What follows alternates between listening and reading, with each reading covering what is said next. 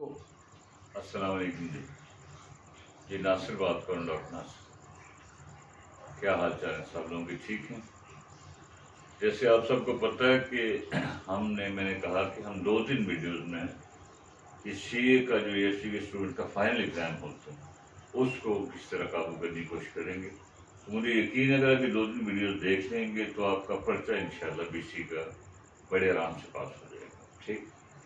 तो बाकी मामला ये रहा कि अगर आपको वीडियो एक देखा कि स्टूडेंट बाद में वीडियो देख लेते हैं उसको सब्सक्राइब नहीं करते, तो थोड़ी सी वो भी कर लिया करें। अगर एक अच्छी लगे तो उसमें मेरा ख्याल हर्ज कोई नहीं, सब्सक्राइब कर दे, बेल आइकन को दबा दें। ठीक है, ताकि आपको आने वाले वक्त में भी बातचीत पता लगती है। ठीक हो गया।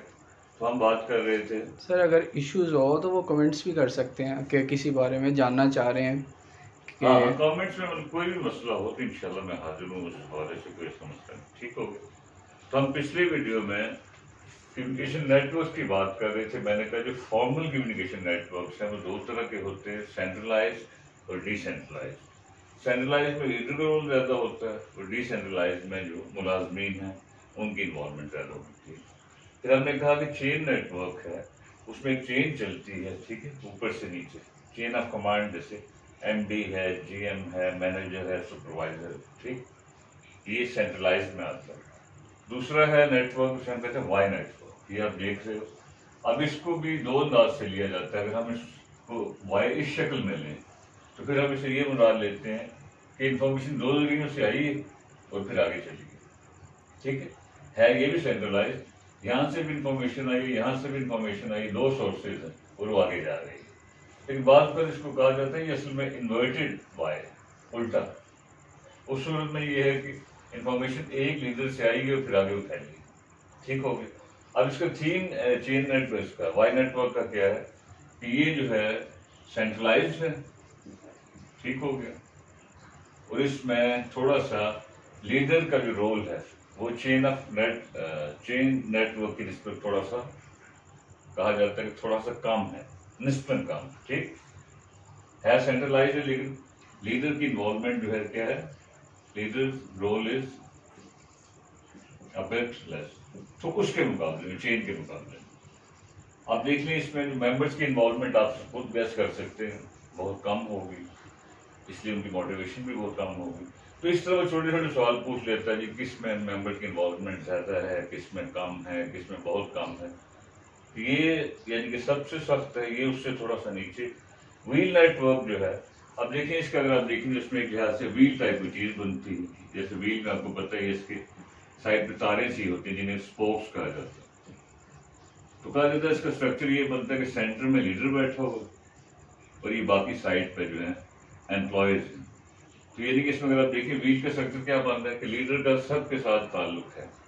ठीक, कंट्रोल लीडर ही कर रहा है लेकिन एम्प्लॉयज के साथ एक लिहाज से ताल्लुक बन रहा है। अब इसमें एक छोटा सा कंफ्यूजन देखने में आता है कि मेरे हिसाब से चेन नेटवर्क में लीडर का जो है रोल सबसे ज्यादा है, लेकिन अक्सर बुक्स में लिखा हुआ है जी इसमें ज्यादा है। हालांकि अगर आप गौर करें इसमें लीडर का रोल तो है लेकिन एम्प्लॉयज के साथ एक ताल्लुक तो चल रहा है ना। ये देख लें, इधर भी ताल्लुक जुड़ रहा है, इधर भी, इधर भी, इधर भी। जबकि इस नेटवर्क में जो इसका इससे ताल्लुक है, इसका अगले से ताल्लुक है, अगले से बराह रास्त मतलब ताल्लुक नहीं बनता। ठीक, तो बहरहाल इसमें अगर आपसे एग्जाम में पूछता है कि लीडर की इन्वॉल्वमेंट जो है बताइए असेंडिंग ऑर्डर में किस में जा रही है, हम कहेंगे पहले व्हील है, फिर वाई है, फिर चेन। लेकिन आमतौर पर वो सवाल इस तरह पूछते हैं, एक तो यहाँ से ले लेते हैं, एक तो यहाँ से ले लेते हैं, फिर कहते हैं बताएं क्या करें। ठीक, और ये जो सर्कल नेटवर्क है इसका स्ट्रक्चर क्या बनता है, ये डिसेंट्रलाइज्ड है। इसका मतलब इसमें मेंबर्स की, एम्प्लॉयज की इन्वॉल्वमेंट ज्यादा होगी, सर्कल के अंदाज से बात चलेगी। ठीक है, यूं चली, यूं चली, यूं चली, यूं यूं यूं, एक सर्कल सा बनेगा। ठीक, तो इसका थीम क्या बना कि लीडर की इन्वॉल्वमेंट थोड़ी सी कम है, एम्प्लॉयज की पार्टिसिपेशन इन सब की निस्बत ज्यादा है, इसलिए उनका मोटिवेशन लेवल थोड़ा सा ज्यादा है। ठीक हो गया। सर्कल में ऑल चैनल में क्या होगा कि ये कहा जाता है कि ये वो चैनल है जिसमें हर बंदा दूसरे के साथ रास्ते में। ठीक है, यूं यूं यूं, तो हर तरफ से लिंक बन रहे। इसको बाद में कहा जाता है कि स्टार पैटर्न है, ये स्टार चैनल, स्टार का नाम दिया जाता है। कभी कभी यही पूछा जाता है स्टार किसको कहते हैं, तो ऑल चैनल को कहते हैं। तो ये वो चैनल है जिसमें एम्प्लॉयज़ की इन्वॉल्वमेंट मैक्सिमम है, उनकी पार्टिसिपेशन बहुत ज़्यादा है, इसलिए ज़ाहिर है वो अच्छा फील करते हैं कि भाई हम इसमें शामिल हैं। मकसद क्या हुआ कि ऑल चैनल में लीडर का रोल सबसे कम है और चेन नेटवर्क में लीडर का रोल सबसे ज़्यादा है। तो इसी तरह वो चीज़ थोड़ी बहुत आगे पीछे करके पूछता है, थोड़ा सा गौर करें, मुफ्त के नंबर है, इसको क्या समझता नहीं। मेरा ख्याल है थोड़ा सा आपको आइडिया हो गया होगा, ठीक हो गया। अब आगे चलते हैं थोड़ा सा। एक ये तकरीबन आपका चैप्टर 2 का सिलसिला बनता है, लेकिन आपने देखा होगा अक्सर बुक्स में थोड़ा सा उन्होंने दिया इस अंदाज से कि एक ही टॉपिक को उन्होंने 3-4 जगहों पे दिया हुआ है, उससे थोड़ा सा स्टूडेंट के लिए एक परेशानी बनती है। इसलिए आप कोशिश करें कि इस चक्कर में मत पड़ें, ये पहला चैप्टर ये दूसरा चैप्टर, आपका ये होना चाहिए कि ये चीज़ मुझे क्लियर होगी, ये कॉन्सेप्ट क्लियर है, ये क्लियर। अब एक छोटा सा टॉपिक जो है वो है बिजनेस मैसेजेस। बिजनेस मैसेजेस, इसमें से घुमा फिरा के 3-4 नंबर का सवाल आ जाता है। कोई भी आप मैसेज लिखते हैं तो आपसे कहते हैं मैसेजेस कितने टाइप के होते हैं, हम कहते हैं 3-4 तरह के होते हैं। एक good news message, good news message, ठीक हो गया। एक को हम कहते हैं बैड न्यूज़ मैसेज, ठीक हो गया। एक को हम कहते हैं परसुएसिव मैसेज, परसुएसिव। और बाद को कहा जाता है न्यूट्रल मैसेज, न्यूट्रल मैसेज। ये कभी कभी गुडविल मैसेज, इस तरह 3-4 टाइप्स बन जाते हैं, ठीक हो गया। अब एग्जाम में हमने आपसे पूछना क्या है, या तो पूछेगा कि भाई गुड न्यूज़ मैसेज में मैसेज लिखा कैसे जाता है। फर्स्ट ऑफ ऑल आपको ये पता होना चाहिए गुड न्यूज़ मैसेज से मुराद क्या है। कोई भी आप किसी को मैसेज दे रहे हैं उसमें कोई अच्छी खबर है, आप पास हो गए हैं, आप टॉप कर गए हैं, ठीक है, आपको फलां चीज़ मिल गई है, आपकी पहली पोजीशन आई है, आप बेस्ट परफॉर्मर, ये गुड न्यूज़ है। बैड न्यूज़ से क्या है, कोई भी मतलब इस तरह बात है, अफसोस भरी बात है, फैक्ट्री में आग लग गई है, आप माशाल्लाह चौथी दफ़ा भी फेल हो गए, ठीक है, ये इस तरह की कोई सैड सी बात। आपकी जो है मंगनी दोबारा टूट गई है, ये गुड न्यूज़ है बैड न्यूज़, बहुत करते फैसला करना मुश्किल है वेदर इज गुड और बैड। लेकिन परसुएसिव मैसेज वो होता है जिसमें आप किसी को कायल करते हैं, किसी को कन्विंस करने की कोशिश करते हैं। और अक्सर ये पूछा जाता है परसुएसिव मैसेज आमतौर पर किन लेटर्स में होता है, तो आमतौर पर सेल लेटर में परसुएसिव फैक्ट होता है, ठीक है। न्यूट्रल मैसेज से मुराद है कोई भी ऐसा मैसेज जो कि ना अच्छा है ना बुरा है, न्यूट्रल सी चीज़ है। और गुडविल मैसेज होता है कंपनीज वास्ते अपनी साख बरकरार रखने के लिए, अपने प्रमोशन के लिए कोई वक्तन फक्तन, ठीक है, एक मैसेज जो है चलाती रहती है। लेकिन आमतौर पर इन 3 में से बात पूछी जाती है, या तो पूछा जाता है इनमें फ़र्क क्या है, या ये पूछा जाता है कि आपने आप एक अच्छे आप मैसेज देना चाह रहे हैं तो आपको कैसे देंगे। तो इसके आमतौर पर वो आपसे स्टेप्स पूछते हैं, इसके स्टेप्स के हैं। गुड न्यूज़ की हम बात कर लें, इसमें पहले हम न्यूज़ देते हैं, ये ऑर्डर आपके ध्यान में होना चाहिए, फिर हम उसकी एक्सप्लेनेशन देते हैं, और फिर हम उस मैसेज का पॉजिटिव या कर्टियस क्लोज कर देते हैं, हम उसको एंड कर देते हैं।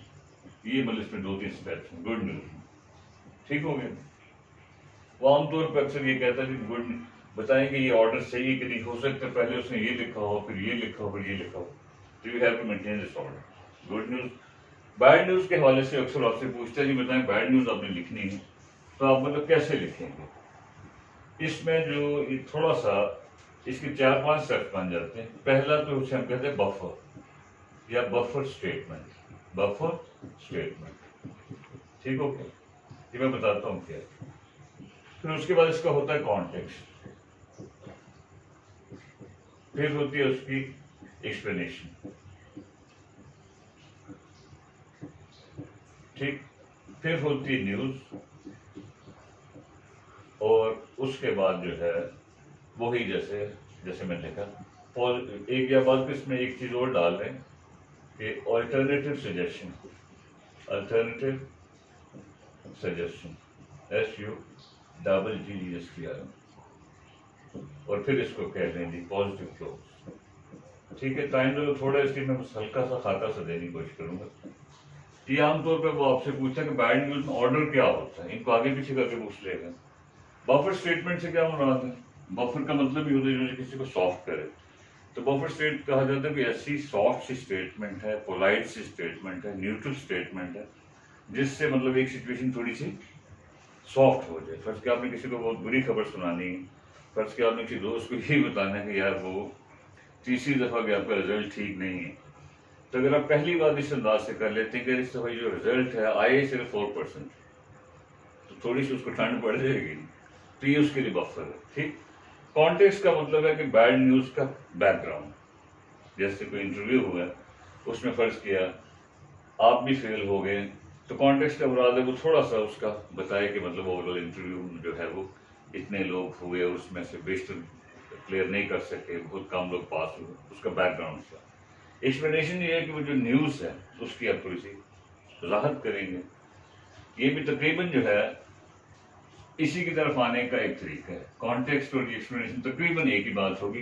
फिर आप बैड न्यूज़ देंगे, लेकिन बैड न्यूज़ पर ज़्यादा स्ट्रेस नहीं डालना, उसको बहुत ज़्यादा जोर देके नहीं कहना।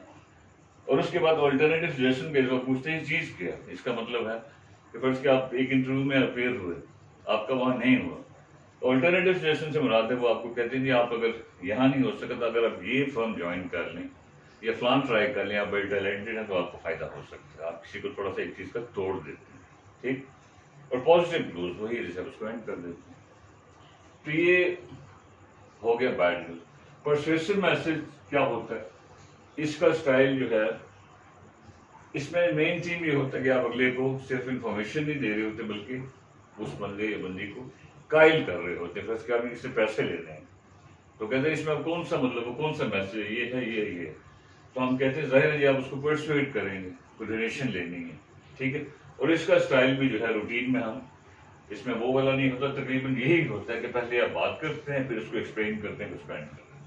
ठीक। और अक्सर सेज लेटर में ये मैसेज बहुत होता है। न्यूट्रल का भी स्टाइल यही है कि एक अच्छी बुरी खबर नहीं है, और गुडविल जैसे आपको कहा था रूटीन में, लेकिन अक्सर एग्जाम में गुड न्यूज और बैड न्यूज पर ज्यादा फोकस करते हैं। लेकिन एक और पॉइंट जो अक्सर एग्जाम में पूछा जाता है वो ये है कि what is the difference between direct और इनडायरेक्ट अप्रोच। कहते हैं इनमें फर्क क्या है, मतलब दो स्टाइल होते हैं, एक को हम कहते हैं डायरेक्ट अप्रोच, एक को हम कहते हैं इनडायरेक्ट। तो कहा जाता है इसमें फर्क क्या है। ठीक है। अप्रोचेस लिखने के लिए दो स्टाइल है, यानी कि अप्रोचेस कौन कौन सी हैं, डायरेक्ट और इनडायरेक्ट। कोई भी आपने मैसेज लिखना, डायरेक्ट को बाद को कहा जाता है डिडक्टिव, इनडायरेक्ट को कहा जाता है इंडक्टिव। और अक्सर एग्जाम में आपसे ये पूछता है कि जो डायरेक्ट स्टाइल है ये किन मैसेजेस में चलता है, तो आप खुद गैस कर सकते हैं डायरेक्ट स्टाइल किस में चलेगा। गुड न्यूज में चलेगा, सीधी सी बात आपने खबर दे दी। न्यूट्रल में चलेगा ना, क्या आपने इसमें वही है कि आपने न्यूज दी, इसको एक्सप्लेन किया, एंड कर दी। इनडायरेक्ट अप्रोच आपसे पूछता है किस में चलती है, तो आप खुद गैस कर सकते हैं। इसमें आप राह रास्त न्यूज नहीं देते, बल्कि पहले जिसमें आपने बैड न्यूज देनी है, तो उसमें ये अप्रोच चलेगी कि नहीं, चलेगी ना। उसमें जाहिर है क्या होगा, बैड न्यूज में जाहिर है आपने पहले बफर देना है, फिर आपने उसको थोड़ा सा कॉन्टेक्स्ट देना है, फिर न्यूज देनी है।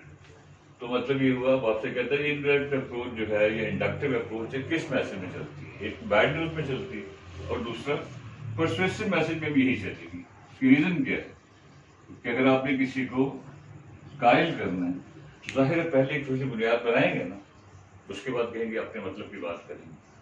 तो इस तरह थोड़ा सा लस्सी हेर फेर करके सवाल बनाते हैं, मेरी लंबी बात नहीं। अब इसी एक और जो चीज जो है वो बिल्कुल पक्की एग्जाम की चीज है, वो ये है, वो आपसे पूछता है कि जो लेवल्स ऑफ इंफॉर्मेशन के हैं, लेवल्स ऑफ इंफॉर्मेशन के लेवल कौन से, ये कभी कभी इसकी बजाय इंफॉर्मेशन की बजाय वो कहता है लेवल्स ऑफ प्लानिंग क्या है। ठीक हो गया। तो इसका क्या मतलब कि जो भी आप प्लानिंग करते हैं, इंफॉर्मेशन देते हैं किसी ऑर्गेनाइजेशन के अंदर, तो किन किन उसके 2-3 स्टाइल होते हैं। ये जो कि प्रैक्टिकल लाइफ की चीज, इसलिए अक्सर पेपर में उन्होंने शामिल किया होता है। हम कहते हैं एक होती है स्ट्रेटेजिक इंफॉर्मेशन, स्ट्रेटेजिक, या इसको कहते हैं स्ट्रेटेजिक प्लानिंग, या उसे कहते हैं स्ट्रेटेजिक लेवल, मर्जी आप। एक होती है टैक्टिकल प्लानिंग या टेक्निकल इंफॉर्मेशन, और एक होती है ऑपरेशन। ये आपने अक्सर बुक्स में पढ़ा ही होगा, लेकिन ये चूंकि अपनी जिंदगी में बहुत चलता है इसलिए अक्सर इसमें से कोई ना कोई सवाल वो पूछते ही पूछते हैं। स्ट्रेटेजिक प्लानिंग, स्ट्रेटेजिक इंफॉर्मेशन से क्या मुराद है? इसलिए आमतौर पर 3 से 5 साल का अरसा होता है और इसमें जो है टॉप मैनेजमेंट शामिल होती है, यानी कि इसमें जो भी चीज़ है डिसीजन मेकिंग वगैरह वो टॉप के लोग करते हैं। कोई भी कि हमने फर्ज किया आने वाले जो है वो वक्त में फलान चीज़ कोई नए फैक्ट्री लगानी है, कोई नया प्लान इस तरह का, ठीक। टेक्निकल जो है इसका स्पैन क्या होता है? आमतौर पर ये तकरीबन 6 मंथ या अप टू 1 ईयर कह लें। ये वॉट्स एग्जाम में आपसे पूछा टेक्निकल प्लानिंग कौन करता है, तो ये अगर टॉप मैनेजमेंट कर रही है तो ये कौन करेगा? ये मिडिल मैनेजमेंट करेगी। अब ये मिडिल मैनेजमेंट से क्या मुराद है? जैसे आपको पता है मैनेजर वगैरह दूसरे किसी दरमियाने लोग, ठीक हो। ऑपरेशनल जो है आपने अक्सर सुना ही होगा, इससे मुराद है day to day activities, day to day, यानी कि ये सबसे इसका ताल्लुक एक्टिविटीज, इसका ताल्लुक किससे है? इसका ताल्लुक लोअर मैनेजमेंट से, जो बिल्कुल यानी कि थोड़े से निचले लेवल के लोग हैं।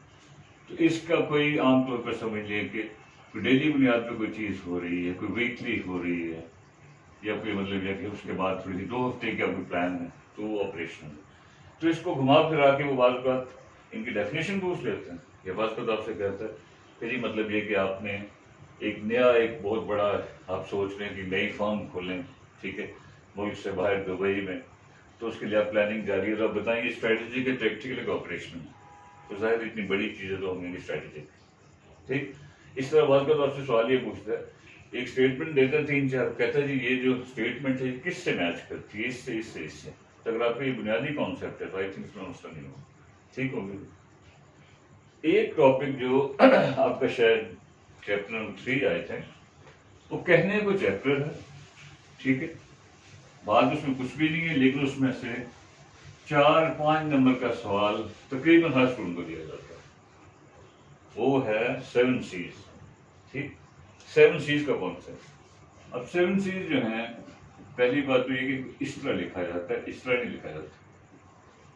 7 C's का मतलब क्या है कि जब अपनी कोई चीज लिखनी है, कहा जाता है लिखते हुए आप अगर इन 7 अल्फाज को जो कि सी से शुरू होते हैं इनको ज़हन में रख लें तो आपका कहा जाता है जी कि आपकी राइटिंग अच्छी हो जाएगी, ठीक।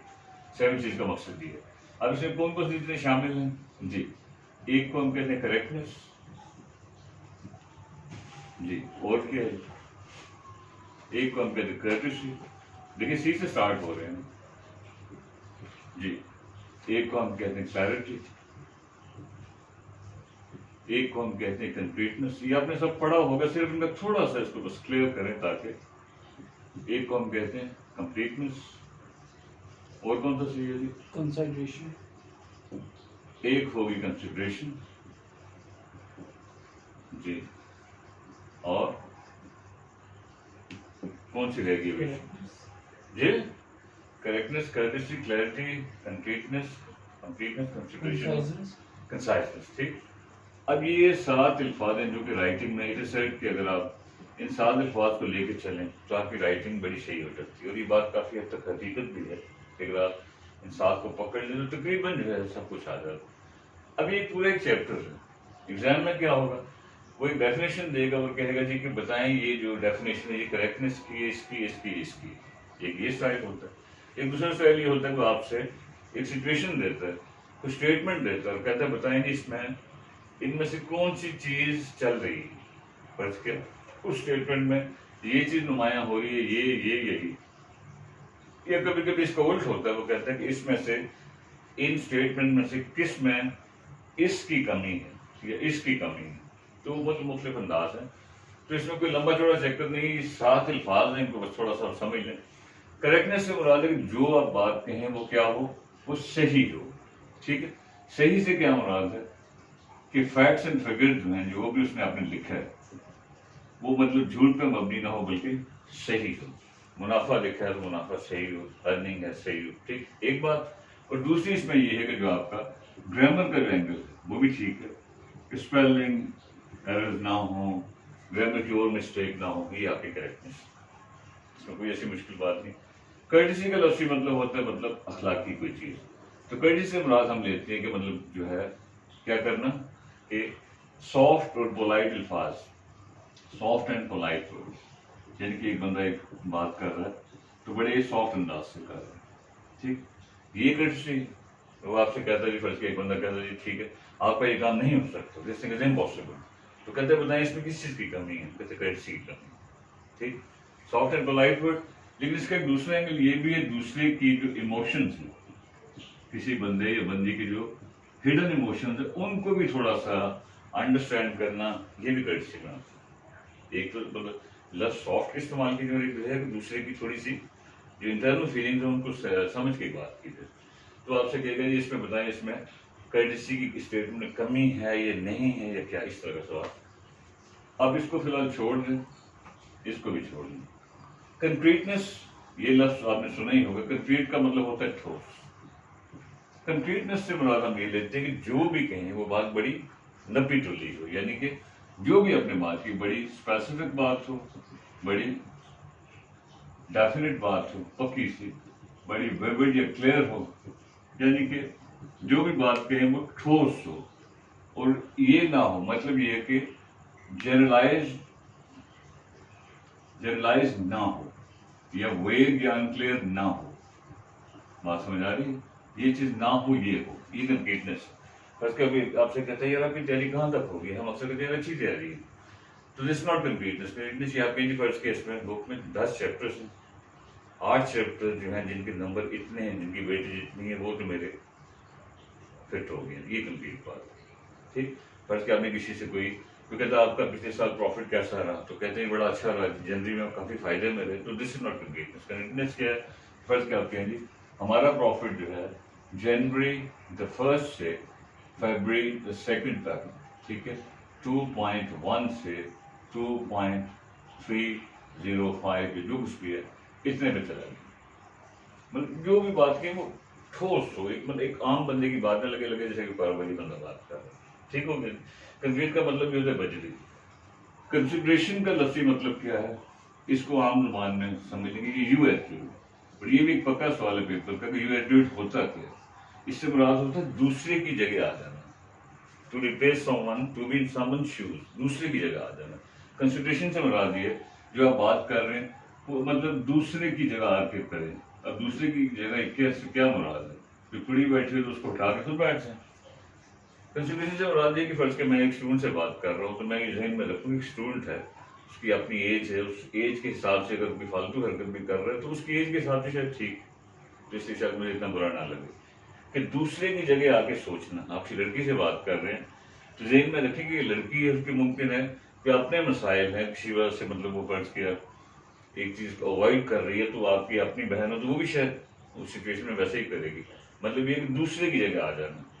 फर्ज किया अब अपने फादर से थोड़ी सी बदतमीजी कर रही है किसी वजह से, तो कंसिडरेशन ये कि आपकी नहीं यार, अगर फर्ज के मैं फादर हूँ किसी का, उस तरह मेरा बच्चा इस तरह करे तो मुझे कैसा लगेगा, ठीक, दूसरे की जगह आगे सोचना। और ये एक बड़ा इंपॉर्टेंट पॉइंट है। कंसाइजनेस का मतलब क्या है? फ्यूएस्ट पॉसिबल वर्ड्स, यानी कि जो भी आपने बात कहनी है वो इंतहाई कम अल्फाज में कहनी है, बिल्कुल कम, ठीक। मतलब जुमले की बजाय आपने छोटा सा फ्रेज लगा देना, फ्रेज की बजाय लफ्ज लगा देना, मतलब ये कम से कम अल्फाज में ज्यादा से ज्यादा बात। लेकिन इसमें इंपॉर्टेंट बात यह है कि not at the cost of other चीज, दूसरे चीज की कीमत पे नहीं। बात को थोड़ा हम एक चीज को कंसाइज करने की जगह में इतना मुख्तर कर देते हैं कि उस चीज का मैसेज ही खत्म हो जाता है। तो कंसाइजनेस का मतलब क्या है? टू से the maximum in the fewest possible, ठीक। तो पेपर में आपसे ये पूछ सकता है बताएं जी इस जुमले में कंसाइजनेस है या नहीं है, ये इस जुमले में कौन सा सी है या कौन सा नहीं है, इस तरह के सवाल आते हैं आपको, ठीक। तो ये तो हो गया आपके 5, रह गए 2। ये 2 हैं, ये असल में इन सब का एक लिहाज से रिजल्ट है, ठीक, इन सब का एक लिहाज से रिजल्ट है। कंप्लीटनेस से क्या मुराद है? अगर नंबर 5 को लें, सिंपल से इसका कॉन्सेप्ट ये है कि इसमें आपने 5 W's और 1 H, इनको अगर आप समझ लें तो हम कहते हैं बात कंप्लीट। 5 W's आप सब जानते हैं, इसमें क्या कुछ होगा, वो ही चीजें व्हाट, वेयर, व्हेन, हु, और 5वां कौन सा? व्हाट, वेयर, व्हेन, हु और पांचवा क्या हो सकता है, आपको गैस करें, जो हम रूटीन लाइफ में बोलते हैं, क्या हुआ, कब हुआ, हाँ, और कैसे, हाँ, वाई। नहीं वाई जो है, और मतलब ये हमने वाई नहीं लिखा, ये मतलब आप खुद गैस कर सकते, इनको कहा जाता है 5 डब्ल्यूज। अब खुद देखिए, अगर हम इन 5 डब्ल्यूज को काबू कर लें तो कॉमन सेंस की बात है, तकरीबन बात वैसे ही कवर हो जाती है। ऐसा ना, क्या बात थी, कहाँ हुई, कब हुई, किसने की, क्यों की। और ये 1H है, इससे मुराद है हाउ। कंप्लीटनेस में आपने थोड़ा सा बस इस बात का ख्याल रखना है, इसमें असल कंप्लीटनेस ये होती है कि आपने स्टेटेड क्वेश्चंस का भी जवाब देना है, जो आपसे पूछा गया उनका भी जवाब देना है, और अनस्टेटेड है, फर्ज के एक बंदे ने बात आपसे नहीं पूछी और आप महसूस करते हैं कि यार ये बंदा, इसके जहन में ये बात है और उसने बाद में ये पूछनी है, इनको भी टच करना, ये कंप्लीटनेस। जैसे कई दफा होता है, हम क्लास में पढ़ा रहे होते हैं, एक स्टूडेंट बात एक पूछता है, हम 4 बातें और बता देते हैं, वो अनस्टेटेड है, हमें पता होता है उसके माइंड में कहीं ना कहीं ये बात चल रही है। क्लियर? तो ये कंप्लीटनेस जो है, और ये सारी चीजें एक जैसे इंटरडिपेंडेंट है। तो एग्जाम में फर्ज किया, उसने एक मैसेज दिया और कहते हैं बताइए इसमें किस चीज की कमी है, तो कंप्लीटनेस क्या होगी कि इस मैसेज में सारी चीजें आ जाए। फर्ज किया आपने, क्या भी हो जाए, कहाँ, क्यों और कौन, सारा हो जाए, ठीक। तो ये मैंने बताया, जब ये सारी चीजें होंगी तो वो चीज कंप्लीट होगी। ये यानी कि ये पॉइंट ये असल में नतीजा है इन बाकियों का। असल में ट्रू सेंस में नतीजा ये लफ्ज है, क्लैरिटी, कि जो भी बात हो वो क्या हो, क्लियर हो। इससे क्या मुराद है कि जो भी मैसेज है उसको पढ़ के आप कहेंगे यार मुझे समझ आ रहा, मुझे बात वाज़ेह होगी अगला क्या कहना चाह रहा है, ठीक। तो क्लैरिटी जो है ओवरऑल मैसेज का, इनमें थोड़ा ध्यान से चलना, अगर आप थोड़ा ध्यान ना दें तो लगता है कि जैसे ये चीज इसके साथ मिक्स हो रही है, इसके साथ थोड़ा सा क्लैरिटी एक चीज का रिजल्ट। फर्ज के एक मैसेज कंप्लीट है, करेक्ट है, कंसाइज है, तो उसमें क्लैरिटी होगी कि नहीं होगी। अक्सर वो पूछ लेते हैं क्लैरिटी का फायदा क्या है, तो भाई एक मैसेज क्लियर है तो उससे आपकी कॉस्ट बचती है, ठीक है, आपने मैसेज दिया, एक दफा दिया, खत्म हो गया। दूसरे को मतलब ये फ्रस्ट्रेशन नहीं होती, उसको तंगी नहीं होती, बार बार नहीं कहता जी मैसेज दोबारा भिजवाओ, ठीक है ना, सहूलत होती है, वो कन्वीनियंट फील करता है। तो इस तरह के छोटे छोटे सवाल पूछ लेते हैं, क्लैरिटी का फायदा क्या है, कंप्लीटनेस का फायदा क्या है, लेकिन घुमा फिरा के यही है।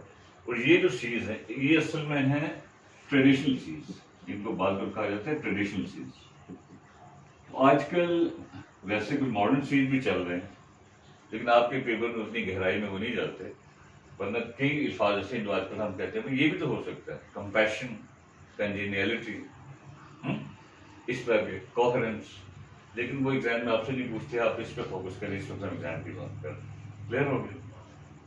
ये 7 चीज का हल्का सा खाका, या इनकी डेफिनेशन पूछी जाएगी, या कहा जाएगा ये इस स्टेटमेंट में गलती क्या है, या कई दफा एक स्टेटमेंट देके गलत देके कहा जाता है जी नीचे हमने इसको ठीक किया है, और जो नीचे ठीक किया बताया अब उसमें क्या कसर रहेगी। तो इसमें थोड़ा सा अगर आप ध्यान से चलेंगे तो इंशाल्लाह आई एम प्रीटी श्योर कि ये कोई चीजें इतनी मुश्किल नहीं। क्लियर? आगे चलें। आगे जो एक आपका टॉपिक है, मेरा ख्याल चैप्टर नंबर 4 है, क्या है ये चीज, असल में पहले सीए में आज से 2 साल पहले ये टॉपिक शामिल नहीं था, ठीक है, ये टॉपिक शामिल नहीं था, और उन्होंने डाला, जब से डाला तो उसके बाद वो, हालांकि है छोटा सा टॉपिक, लेकिन उसमें से क्वेश्चन बहुत ज्यादा पूछते हैं, क्वेश्चन ज्यादा पूछते हैं। उसका नाम क्या है जी? जैसे आपका चैप्टर नंबर 4 है मेरा, इंटरपर्सनल है, इंटरपर्सनल कम्युनिकेशन। इंटरपर्सनल तो सारा आपस में होता है। तो अब इसमें देखें, कम्युनिकेशन की मैंने 1-2 वीडियोज में बड़ी तफसील से बात की है, कम्युनिकेशन की डिफरेंट टाइप्स होती हैं, लेकिन इस वक्त जो हम बात कर रहे हैं, इस वक्त वो हम सिर्फ इस एंगल से लेंगे। एक है इंटरपर्सनल, और एक हम कहते हैं इंटरपर्सनल, ठीक। ये आपका एक पूरा चैप्टर है इस पर। असल में बात यह है कि एक ही बात 6 जगह पे की गई है, मसला ये होता है इसलिए। अब अक्सर एग्जाम में आपसे ये पूछता है जी कि इनमें फर्क क्या है। इंटर का मतलब है अंदरूनी, और इंटर का मतलब है आपस में। एक तो ये सवाल पूछा जाता है कि इसमें फर्क क्या है, ठीक है। ये एक सिचुएशन दी जाती है कि फर्स्ट के एक स्टूडेंट है, वो अकेला ही बैठा जो है सोचों में गुम है, वो कह रहा है यार वो लड़की तो आज फिर लिफ्ट नहीं कराई उसने, आज फिर खुद ही सोच रहा है, तो कहता है ये मतलब ये जो इमेजिनेशन है उसका सोचना, ये इंटर है कि इंटर है, तो जाहिर है इंटर का मतलब है आपस में। फर्ज के आपने सुना होगा इंटर सिटी ट्रैफिक, फर्ज के एक ट्रैफिक है लाहौर से कराची जा रही है, साहिवाल से गुजरांवाला जा रही है, ठीक है, ये इंटर है। तो इसलिए ज्यादातर जो कम्युनिकेशन होता है वो कौन सा होता है, वो असल में ये होता है इंटर। लेकिन ये टॉपिक उन्होंने नया डाला था इंट्रापर्सनल। इंट्रापर्सनल का मतलब क्या हुआ, खुद से, ठीक है, हमने अभी तक इससे पीछे जितनी बातें हुई हैं उसमें इंटर की हुई हैं, इसको छोड़ दें, हम इस पर फोकस कर रहे हैं कि इंट्रापर्सनल कम्युनिकेशन का मतलब क्या हुआ, खुद से बोलना, जिसे कहते हैं सॉलिलॉक्वी, खुद कलामी, खुद से बातें करना, ठीक। अब पेपर में आपसे पूछेगा क्या, वो कहता है इंट्रापर्सनल कम्युनिकेशन कितनी तरह का होता है, ठीक, इंट्रापर्सनल कम्युनिकेशन में, या इसका मतलब वो इसमें देखें, इस बात को थोड़ा समझने की कोशिश करें, मतलब तो है खुद से बात करना, और कहा जाता है कि इसमें मतलब इसमें मेन चीजें क्या हैं, इंट्रापर्सनल कम्युनिकेशन में मेन चीजें क्या हैं। स्टूडेंट इस टॉपिक को रट के चले जाते हैं, उन्हें पता नहीं चलता कि बात शुरू कहाँ से हो रही है और आगे कहाँ जा रही है। इसमें 2-3 बातें शामिल है। इंट्रापर्सनल कम्युनिकेशन के जो इंग्रेडिएंट्स हैं, यानी कि उसमें जो एलिमेंट्स हैं वो कौन कौन से हैं जी। इंट्रापर्सनल में पहली चीज क्या है जी आपकी, सेल्फ कॉन्सेप्ट, उससे हम कहते हैं सेल्फ कॉन्सेप्ट। थोड़ा सा ध्यान से सुनेंगे तो बात समझ आएगी, ठीक। दूसरी चीज है उससे हम कहते हैं परसेप्शन, और तीसरी चीज है उसे हम कहते हैं एक्सपेक्टेशन। ये हम कहते हैं जी इंट्रापर्सनल कम्युनिकेशन जब भी होगा तो उसमें मतलब उसके इंग्रेडिएंट्स या उसकी 3 मेन पार्ट्स। अक्सर सवाल यही पूछ जाता है, what are the 3 main parts of intrapersonal communication, ठीक है। इनमें से बल्कि 2 दे दिए, 7 कुछ और लिखती है, ठीक। अब इनको थोड़ा सा समझने की कोशिश करें, चीज को इतनी मुश्किल नहीं है। ये सेल्फ कॉन्सेप्ट जो है ये पहली चीज है। पहले तो ये है कि सेल्फ कॉन्सेप्ट से मुराद क्या है, जैसे खुद समझ सकते हो। सेल्फ कॉन्सेप्ट में कि आप अपने बारे में क्या सोचते हैं, मतलब क्या हुआ, what do you think of yourself, आप अपने बारे में क्या समझते हैं। फर्ज किया एक बंदा है, उसका ख्याल है कि बड़ा ज़हीन आदमी है, वो है या नहीं है। अगर वो समझता है कि वो ज़हीन है, उसका सेल्फ कॉन्सेप्ट, ठीक हो गया। कोई शख्स है, फर्ज किया वो इतना हैंडसम है नहीं, उसका ख्याल है कि बड़ा हैंडसम है, तो ये उसका सेल्फ कॉन्सेप्ट है, जो आप अपने बारे में जो भी सोचते हैं, ठीक हो गया। परसेप्शन से क्या मुराद है, पहले हम इन 3 को ले लेते हैं फिर आगे चलते। परसेप्शन से मुराद क्या है, ये काफी लंबी बात है, आपने बुक्स में पढ़ा होगा। ये लफ्ज़ है कि किसी चीज को आप कैसे लेते हैं। आपने एक चीज जो है हिस्सों के जरिए महसूस की है और उसमें से आपके मतलब निकालना चाह रहे हैं, तो ये आपकी परसेप्शन है। मतलब इसको हम डिफाइन कैसे कर सकते हैं, the way we receive, organize and understand a message gained through senses। कोई भी मैसेज आपने हिस्सों के लिए आपको मिला है, to give it a logical meaning, कोई इस तरह की बात बनती है। कोई भी मैसेज आपने वो लिया और आप उसमें से कोई लॉजिकल मीनिंग निकालना चाहते हैं, ये आपकी परसेप्शन, ठीक हो गया। इसकी भी थोड़ी तफसील देख लेंगे। एक्सपेक्टेशन से मुराद क्या है कि फ्यूचर के हवाले से, फ्यूचर के हवाले से आप किसी चीज़ के बारे में क्या सोचते हैं। ये तो बड़ा लफ्ज़ ही बड़ा क्लियर है कि भाई ये चीज़ हो जाएगी, फर्ज क्या आपकी एक्सपेक्टेशन है कि इंशाल्लाह मैं 4.5 साल में शेयर कर जाऊँगा। तो बात को होता 4.5 साल बाद पता लगता है जी अभी जो है वो कैफ के कुछ पर्चे रहते हैं। ये सारी थोड़ी सी बंदे की नॉन सीरियसनेस होती है। मैंने कई स्टूडेंट्स को देखा है, बड़े एवरेज स्टूडेंट्स होते हैं लेकिन वो कर जाते हैं बहुत जल्दी, और कई बड़े जीनियस किस्म के स्टूडेंट तो थोड़ा सा और कामों में पड़ जाते हैं तो काम खराब हो जाता है। You have to be very careful, ठीक हो गया जी। इंट्रापर्सनल की 3 है। अब इसमें देखिए थोड़ा सा ध्यान से सुनने वाली बात है। अब इसमें अगली बात क्या है, अगर हम इसको छोड़ दें फिर हम इन 3 बाकियों को छोड़ देते हैं। अब मैं सिर्फ इसकी पहले की बात करने जा रहा हूँ, सेल्फ कॉन्सेप्ट। सेल्फ कॉन्सेप्ट क्या था कि आप अपने बारे में क्या सोचते हैं, ठीक।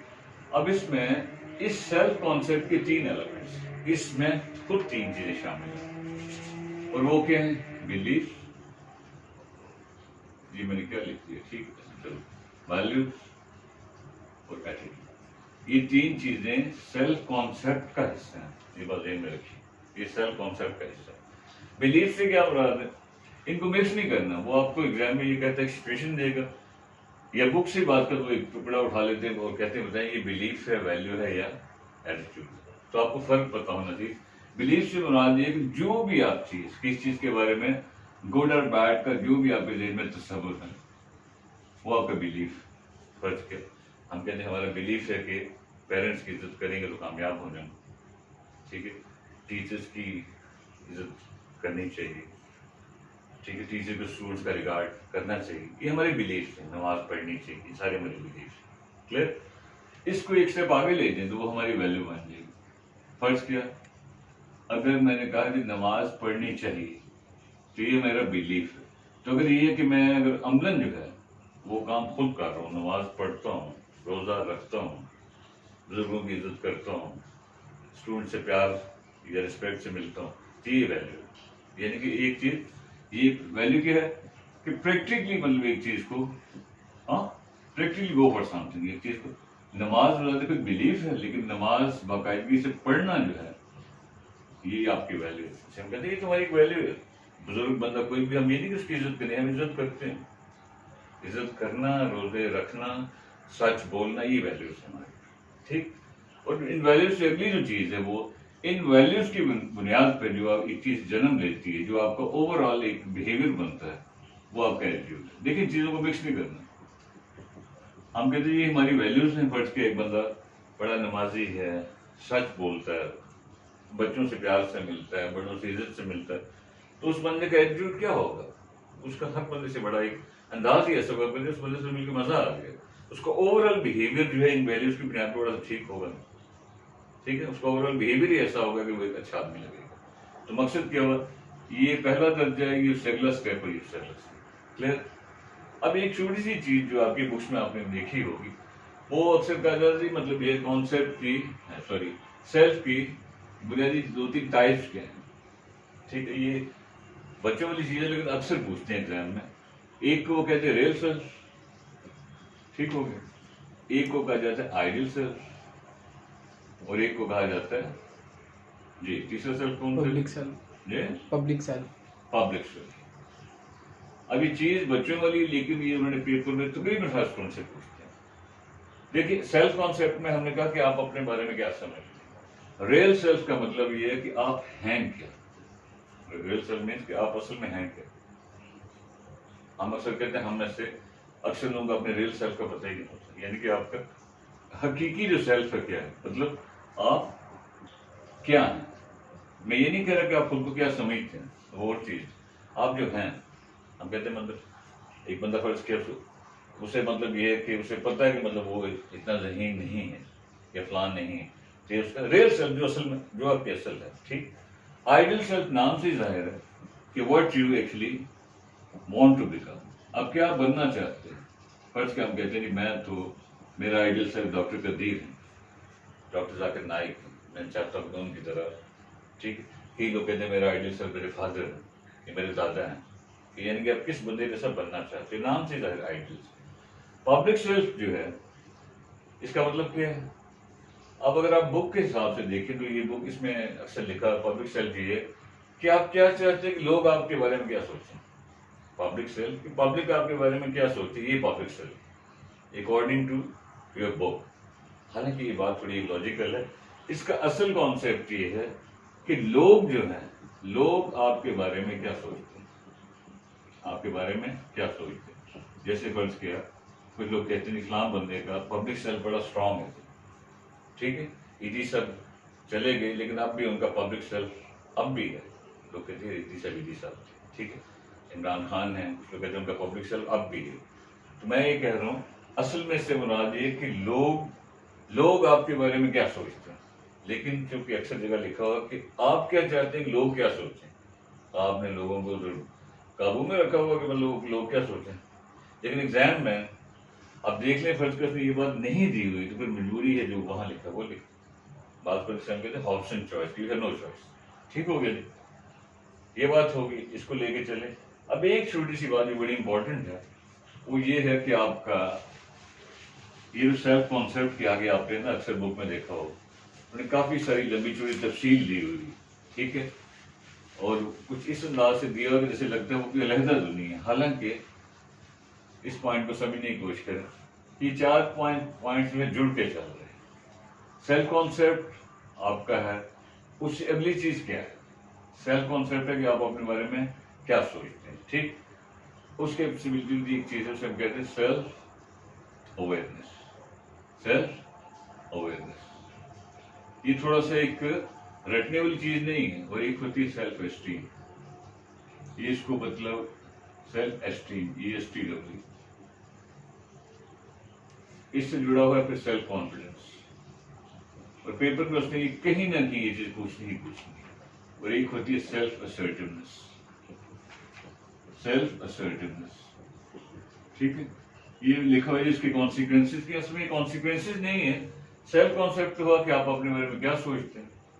सेल्फ अवेयरनेस का मतलब है कि आप पे ये बात खुल गई है, you have practically come to know कि आप क्या हैं। सर जैसे नाम से है कि आप जान गए हैं, आप जान गए हैं कि आप क्या हैं, ये सेल्फ अवेयरनेस।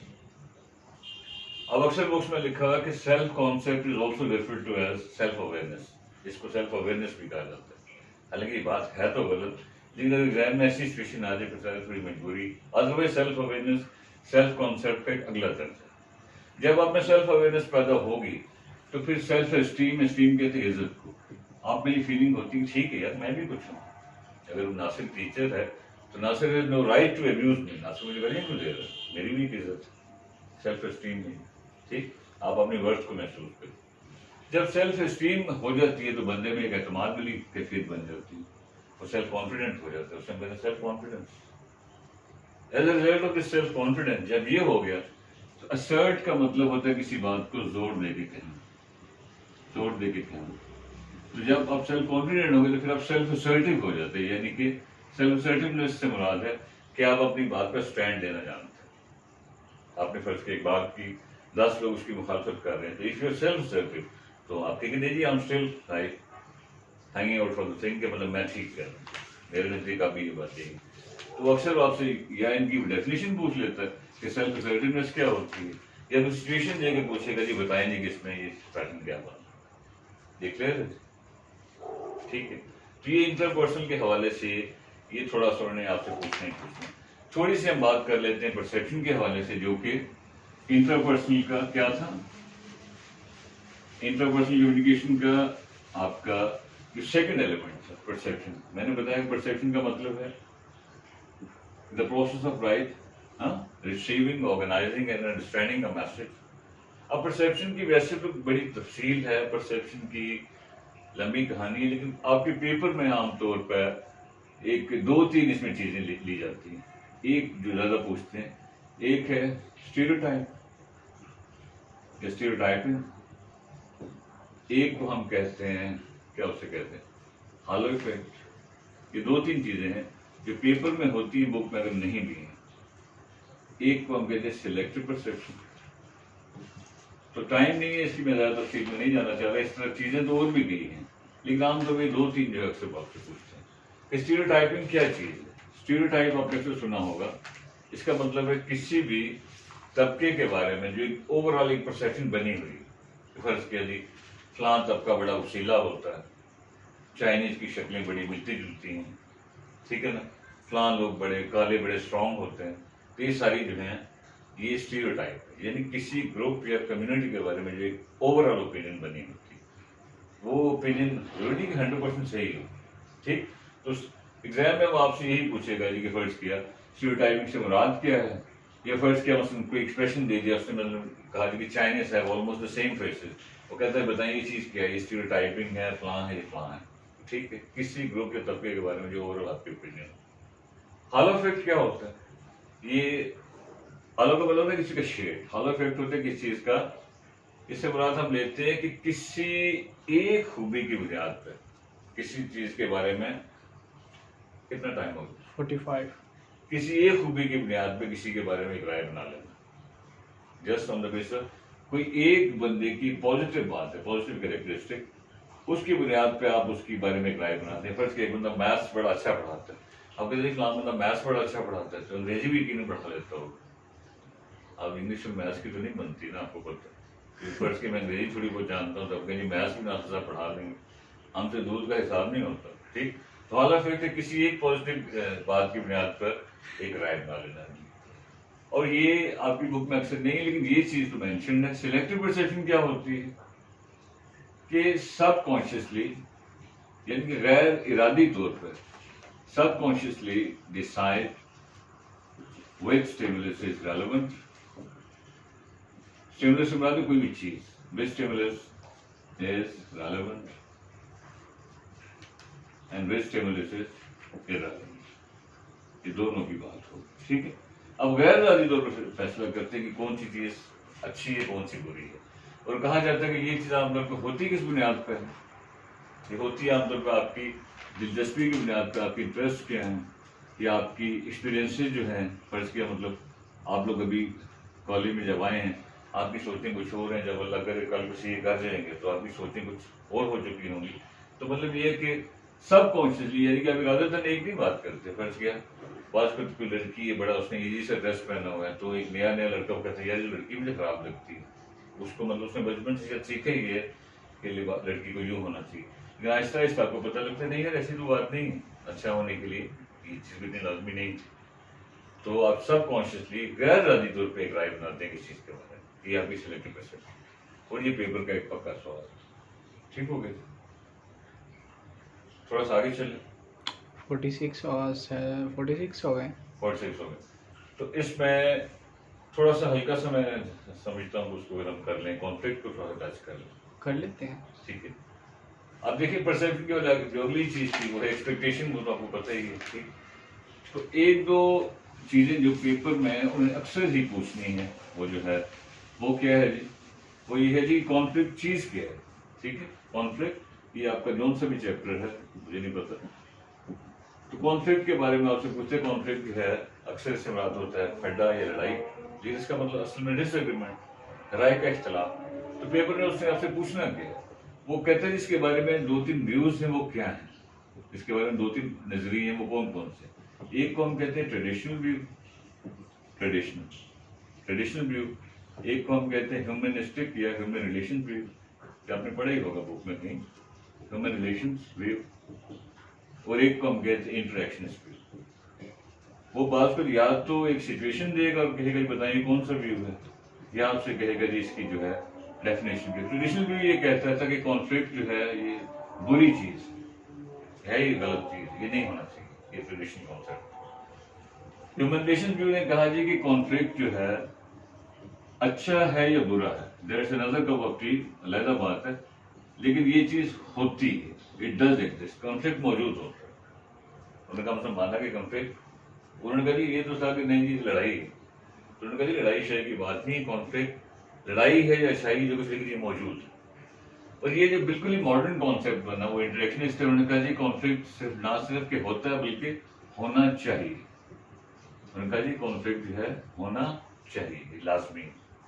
इसमें से वो अक्सर आपसे पूछ लेते हैं, या फिर इस अंदाज से पूछ लेते हैं कि कॉन्फ्लिक्ट की टाइप्स क्या है। तो कॉन्फ्लिक्ट की वैसे बेशुमार टाइप्स है, लेकिन इसकी तो अगर हम मेन टाइप्स की बात करें, एक को हम कहते हैं कंस्ट्रक्टिव और एक को हम कहते हैं डिस्ट्रक्टिव। तो अक्सर वो आपको एक सिचुएशन देगा, कहेगा जी बताइए कौन सा कॉन्फ्लिक्ट है। कंस्ट्रक्टिव का मतलब है ऐसा कॉन्फ्लिक्ट जिसमें पॉजिटिविटी हो, आप एक इख्तलाफ कर रहे हैं लेकिन किसी अच्छी चीज के लिए, मुल्क की बेहतरी के लिए, फैमिली की बेहतरी के लिए, ठीक है, फर्म की बेहतरी के लिए, ये कंस्ट्रक्टिव है। और डिस्ट्रक्टिव का मतलब है कि ये चीज नेगेटिव की तरफ जा रही है, ठीक, यानी कि उसमें कोई ऐसी पॉजिटिव बात नहीं, बल्कि आप अपनी बात पे एक लिहाज से अड़े हुए, नहीं जी ये जमीन मेरी है, अगला कदम मेरी है, तो आप गड़ी जा रहे हैं, ठीक है। और तीसरा बंदा वहां कोने में बैठा सिगरेट पी रहा आराम से। तो कंस्ट्रक्टिव का दूसरा नाम है, जो अक्सर कहते हैं इसका दूसरा नाम क्या है, उसका दूसरा नाम है फंक्शन। ओके पूछते फंक्शनल कॉन्फ्लिक्ट क्या हो, इसका दूसरा नाम है डिसफंक्शन, ठीक। तो या सिचुएशन देगा या वैसे पूछ लेगा, तो ये क्लियर आपको हल्का सा आइडिया होना चाहिए। ये अक्सर वो आपसे पूछते हैं जी इसको अगर कॉन्फ्लिक्ट है तो उसकी आपने रेजोल्यूशन कैसे करें। 50 हो गए। रेजोल्यूशन, हाँ थोड़ा सा इसको टच कर लें। Resolution of conflict, in conflict आपने हल कैसे करना है। तो कॉन्फ्लिक्ट जो है हल करने की मुख्तलिफ टेक्निक्स हैं, तो उन टेक्निक्स का थोड़ा सा आपको आइडिया होना चाहिए। एक है अवॉइडिंग, हाँ, एक है कॉम्प्रोमाइजिंग, एक है कंपीटिंग, एक को समझने कॉम्प्रोमाइजिंग। बस हल्का सा इसको बस देखते हैं तो थोड़ा सा आपको आइडिया हो। एक को हम कहते हैं कोलैबोरेटिंग, या एक हम कहते हैं अकोमोडेटिंग। ये आपने बुक में कहीं ना कहीं पढ़ा होगा। इसमें वो अक्सर वो एक सिचुएशन देता है और कहता है जी मतलब जो है ये बताएं जी कौन सी टेक्निक, रेजोल्यूशन का मतलब एक चीज का हल करना, कॉन्फ्लिक्ट हल करने की कौन सी टेक्निक चल रही है। अवॉइडिंग से मुराद है कि आप कॉन्फ्लिक्ट को यानी कि उससे बच रहे हैं। हम कहते हैं छोड़ो ये लड़ाई, मतलब आप उस बात को डिस्कस ही नहीं कर रहे, you are just avoiding that. तो ये बात तो आपसे पूछा जाता है कि इसमें से बेहतर टेक्निक कौन सी है, तो ये तो कहा जाता है ये वर्स्ट है कि आप एक मामले को डिस्कस ही नहीं करना चाह रहे। अच्छा या बुरा बात होनी तो चाहिए। कंपीटिंग में क्या होता है, कंपीटिंग में दोनों पार्टी जो है, दोनों ग्रुप से वो क्या करते हैं, वो अपनी बात पर अड़े हुए, अपनी बात पर अड़े हुए। मतलब ये है फर्ज के मैं ये साबित कर रहा हूँ मैं सच्चा हूँ, दूसरा कर मैं सच्चा हूँ। तो इस तरह भी आप लोग फड्डे का हल इतना मुश्किल ही है ना कि आप अपने स्टैंड पर लचक नहीं ला रहे, दूसरा नहीं ला रहे, कम्पीट कर रहे हैं। तो कहा जाता है ये भी कोई इतना अच्छा हल नहीं है, ये तो बिल्कुल ही बुरा है और ये भी कोई इतना अच्छा नहीं है। कॉम्प्रोमाइजिंग में जैसे नाम से जाहिर है, इसको मतलब जो सिचुएशन इसमें बनती है उस सिचुएशन को हम कहते हैं व्हेन सिचुएशन। इससे मुराद क्या हुई, विन सिचुएशन एक ऐसी सूरत हाल है इसमें दोनों पार्टी जो है वो कहते हैं ठीक है अगर कोई नुकसान होगा तो कुछ फायदा भी तो होगा, अक्सर हमें कॉम्प्रोमाइज करना पड़ेगा। तो कॉम्प्रोमाइजिंग सिचुएशन में क्या होगा कि दोनों पार्टीज कुछ खोएंगी कुछ पाएंगी, थोड़ी लचक मैं ले आऊंगा थोड़ी आप ले आएंगे, ये कॉम्प्रोमाइजिंग है। तो इसमें आमतौर पर थोड़ा सा एक चीज का हल होने का इम्कान है। अकोमोडेटिंग जो है, सॉरी ये बोलिए पहले इसको ले ले। इसमें क्या होगा, इसमें ये कि ये थोड़ा सा आइडियल सिचुएशन बनती है। इसमें एक पार्टी के इस मसले का हल निकलना चाहिए, बेशक मुझे लॉस भी हो। फर्ज किया एक चीज है उसमें हम कहते हैं जी मतलब मैं कहता हूँ जी मैं इसका 80% मैं बर्दाश्त कर लेता हूँ, 20% आप बर्दाश्त कर लीजिए।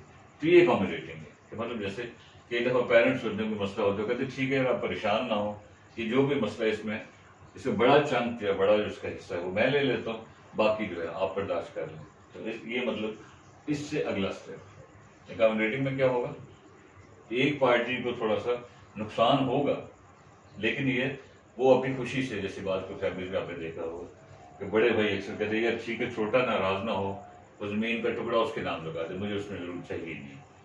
और कई दफा इसका उल्ट भी हो। पर अकोमोडेटिंग जो है यानी कि इससे अगला स्टेप है।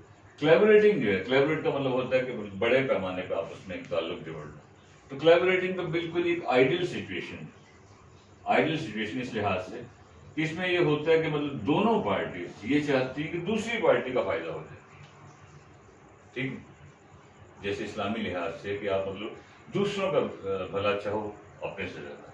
तो ये तो बड़ी आइडियल सिचुएशन है आम लाइफ में, आमतौर पर या ये चीज होती है या ये होती है। तो इसमें से उसने कोई ना कोई चीज आपसे पूछ ली। इससे मिलती जुलती एक और चीज जो कि अक्सर पेपर में पूछते हैं, अगर थोड़ा सा इजाजत दें दोस्तों, वो ये है कि मतलब थर्ड पार्टी अप्रोच क्या होती है। इसमें ये 2-3 लफ्जों की गेम है, third party approaches. Third party approaches ये 2-3 चीजें हैं जो कि जब एक लड़ाई की फटा उसमें जो तीसरा बंदा शामिल है, तीसरा ग्रुप शामिल है, उसे हम कहते हैं third party. Third party approaches में मतलब कहा जाता है 2-3 चीजें शामिल है। एक कंसिलिएशन, एक मीडिएशन। ये अक्सर ही पेपर में उन्होंने किसी न किसी अंदाज से पूछते हैं क्योंकि ये पेपर प्रैक्टिकल लाइफ की चीज है। एक आर्बिट्रेशन, ये हम कहते हैं थर्ड पार्टी अप्रोचेस, यानी कि जो तीसरा बंदा या पार्टी या ग्रुप शामिल हुआ है वो ये इसमें इनमें से किसी अंदाज से उसका हल निकालने की कोशिश करे। कंसिलिएशन करने वाले बंदे को क्या कहेंगे, कंसिलिएटर। मीडिएशन वाले को कहेंगे मीडिएटर, और आर्बिट्रेशन वाले को कहेंगे आर्बिट्रेटर। नाम से जाहिर है कंसिलिएशन का मतलब सुलह सफाई। आप दोनों पार्टीज को सुना, उनको थोड़ा समझा दिया कि लड़ाई में फायदा नहीं है, इसको प्यार से इसका हल निकाल, रिकंसिलिएशन। ठीक है, अकाउंटिंग में आप शायद रिकंसिलिएशन आपने सुना होगा। मीडिएट का लफ्ज़ी मतलब होता है बीच में पड़ना। तो मीडिएशन का कॉन्सेप्ट ये है कि आप जो है एक सुलह सफाई भी करवाते हैं, मसले का हल भी देते हैं, लेकिन वो मसले का हल एथिकली तो पार्टीज पर लाजमी है लेकिन कानूनी तौर पर मीडिएशन ऐसी सिचुएशन है जिसमें आप दोनों पार्टीज को सुना, उसको बता कि इस मसले का ये हल है, इसको आप कबूल कर लें। अब उनकी मर्जी है, उसको कबूल ना भी करें तो हम उसको लीगली चैलेंज नहीं कर सकते। ठीक, आर्बिट्रेशन जैसे इसे हम कहते हैं सालिसी, जैसे आपने सुना ही होगा आर्बिट्रेटर सालिस। इसमें क्या होगा, इसमें ये है कि सारी बात भी होती है, मसले का हल भी होता है, और वो हल जो है वो कानूनी तौर पर आपने उसमें से आगे पीछे नहीं हो सकते। जैसे अदालत बात पर आर्बिट्रेटर मुकर्रर करती है, तो इसका मतलब that case you are suppose to stick to that decision, आपने हर हाल में वो चीज़ माननी है। जैसे अक्सर आपने जिरगा देखा होगा, वो कहते हैं ठीक है जी ये आर्बिट्रेटर ने भी ये फैसला दिया इसलिए हम इस पर, तो इस तरह का कोई ना कोई सवाल 1 2 3 नंबर का उठवा ही आपका पेपर होता है उसमें क्या। मजीद मौका मिला तो इंशाल्लाह राइटिंग के हवाले से आपसे एक वीडियो जरूर बना लें, तो इंशाल्लाह थोड़ा सा इसी को लेकर चले तो आई एम प्रीटी श्योर कि आप इंशाल्लाह पर्चा का हमसे, ठीक है। सब्सक्राइब करना ना भूलिए, ठीक। अल्लाह हाफ़िज़।